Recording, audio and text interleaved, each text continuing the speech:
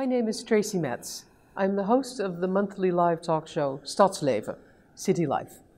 Stadsleven deals with urban issues. Over half the world's people now live in cities, and what's happening in cities is relevant and urgent for all of us. This interview is part of a series on video for which I've spoken with, among others, Richard Sennett, Anthony Townsend, and Evgeny Morozov. You can see all the videos on our website, www.stadslevenamsterdam.nl. Today, I'm speaking with Benjamin Barber, political scientist from the US. He became world famous with his book, Jihad versus McWorld from 1996, about the friction between globalization and fundamentalism. His newest book is called If Mayors Ruled the World, and is about how cities are now the governmental organization of the future. Professor Barber, welcome. Thank you very much, Tracy. Thank you for joining us. So why are cities the eminently suitable organization form for governing us in the present and the future? Well, perhaps first we have to know why we need another organization, and the answer to that is that the nation state, which for 400 years has been the primary civic and political institution, is increasingly dysfunctional. Daniel Cohen-Bendit said last year, actually obsolete. That is to say, the nation state organized around territory, sovereignty, and independence in a world of interdependent challenges across borders: ecology, environment, technology, pandemic, disease, terrorism, markets in labor, capital, commodities. These are all global and interdependent. The nation state is bordered, independent, and unable to cope. And we see increasingly the failure of the state to deal with the primary challenges we face. So the question is there an alternative governing institution? And cities, the oldest civic institutions on earth, far older obviously than states, turn out to be the most effective, the most efficient, the most democratic, the most participatory, flexible, and perhaps most importantly, the most trusted civic institutions. So what I suggested is that we change the subject. Stop thinking about states and start thinking about cities, stop thinking about prime ministers, and start thinking about mayors. And is your proposal to get rid of nation states altogether? Well, that would be like, let's get rid of trees, or perhaps weeds. First of all, they're not going anywhere. Second of all, they would certainly not be cooperative in that venture. The question isn't to pay much attention to them, but to see what cities can do that states are not doing. States will be there, they'll go on as they are before, and they'll do certain things that nobody else can do. But the question is, can cities begin to assume some of the global responsibilities that states, through the international system, the UN system, the Bretton Woods system, are no longer doing? So the question is not to push them aside, but to fill a kind of vacuum that has been created by the absence of effective action by nation states. And that's what I think cities can do. I wonder if cities are, simply because of their size and their reach, are they capable of dealing with supranational challenges like climate change or national defense? Well, you talk about size. The megacities of the world are 30 million. About half the world's nations are far less than that. Many cities, and New York City is about the same size as Holland, for example. So size is not the issue. But people think, yes, but still, municipalities, they have local issues. But take climate change, which you mentioned. About 80% of carbon emissions come from cities. 82% of the world's GDP comes from cities.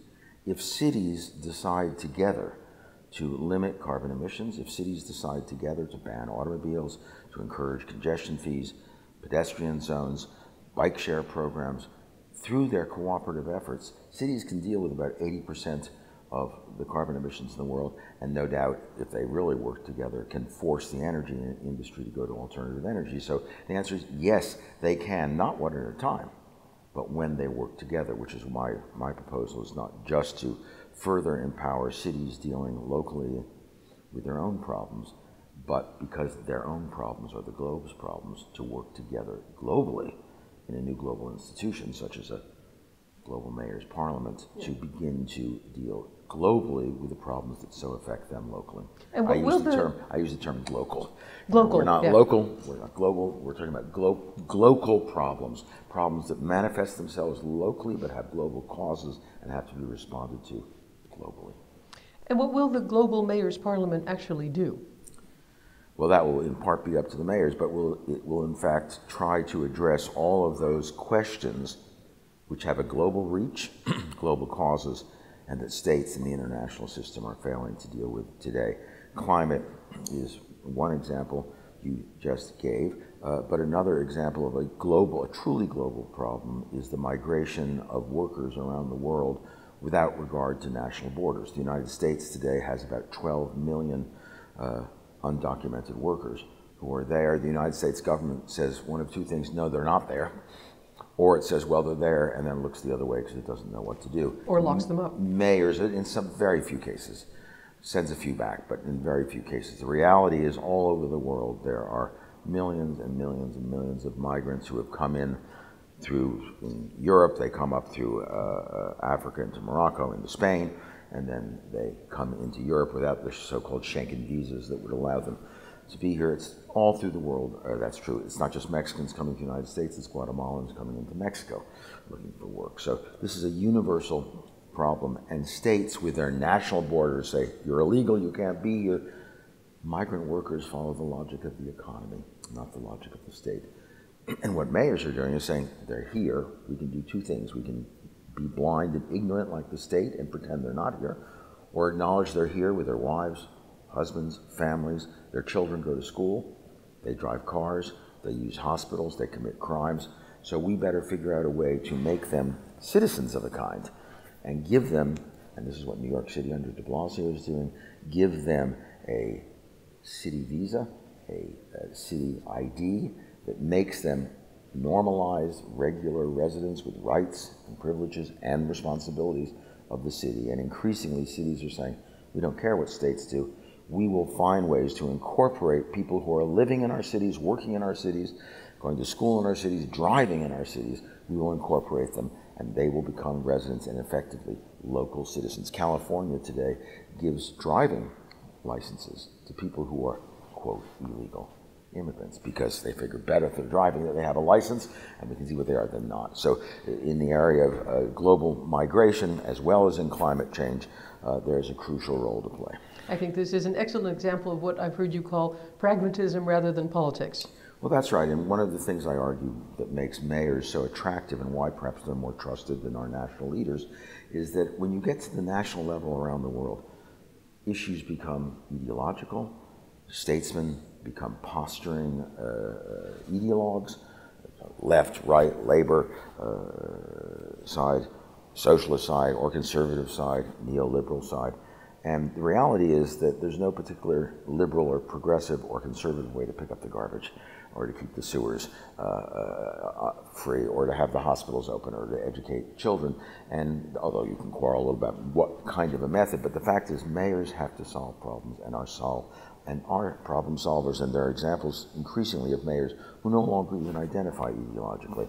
One of the mayors who's played a large role in helping us bring together the planning session for the Global Mayors Parliament is George Ferguson, the first directly elected mayor in England, because as in Holland, mayors are indirectly chosen in many parts of the world. Bristol, England, is one of the first to say we'll do it directly, and George Ferguson last year was the first independent elected mayor. He was independent in the sense he refused to run as a Tory or as a Labour Party or a Liberal Party man. He was a true independent. And of course what happens, I was in Kansas last year, 300 mayors had a meeting, and people warned me, well, you know, you're going to a red state, a Republican state, but half the mayors in Kansas don't identify one way or the other, even though they're probably members of the Republican Party, because it's really kind of irrelevant, because mayors have to be problem solvers, pragmatists. They're our neighbors taking a turn to help govern the city. They are not exotic, famous celebrity figures like Bill Clinton, who we may love or hate, but are at a great distance from us. And that makes them extremely effective governors. What do you think of the Dutch system of appointing mayors rather than electing them? Because I could imagine that an elected mayor is still subject to the pressures of that democracy brings with it, of needing to be reelected, needing to appease a constituency. If you take that logic to its end, then we're better off with the Soviet system, where you saw the Chinese system. Let's you just didn't hear me say that. appoint everybody. The cost of democracy are, of course, public pressure and so on, but I far prefer that system. And by the way, it's not quite fair to say in England or Holland that mayors are appointed. They're not elected directly. We could say they're elected indirectly. The state has a slate, a city council, which is an elected body, says let's do this or that one, and they get chosen. So the people certainly play a role, but it's an indirect role. But let me say, in direct answer to your question, I far prefer the direct election by the constituents of a city of their mayor. It enhances trust, it increases participation, it gives more accountability to the mayor and makes him act more transparently because his constituents need to see what he's doing. So democracy certainly has some cost, the dangers of manipulated public opinion, the dangers of money in politics, but democracy is what it is, and it means ultimately the source of the authority of a mayor, or indeed a prime minister, is rooted in the choice of the people, and that is the essential feature. So for me, I would rather see everywhere a system of the direct election of mayors by the constituents they serve. Why did you choose Amsterdam for the launch of the Global Mayors Parliament? I would say in part Amsterdam chose us. That is to say, Holland is a society and nation of cities. There are many extraordinary mayors here, including Mayor van der Laan in Amsterdam, including Mayor Abu Taleb in Rotterdam, a city that a dozen years ago was riven by ethnic strife and bigotry and so on, and now has a Muslim Moroccan-born mayor who's extremely popular, extremely effective.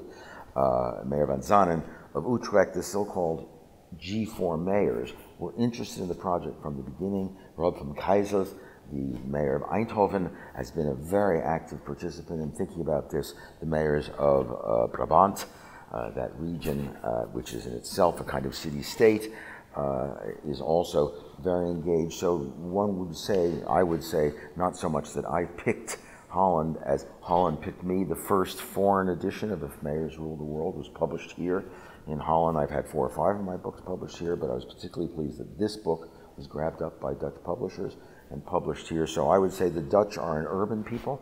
They are the source of liberal free trade civilization. This great city of Amsterdam is really the first great trading city of the modern era, more of a city-state than a nation. And even today, as I say, I don't think too many people think of the Netherlands as a centralized nation-state like France, but rather it is the society of regions and cities.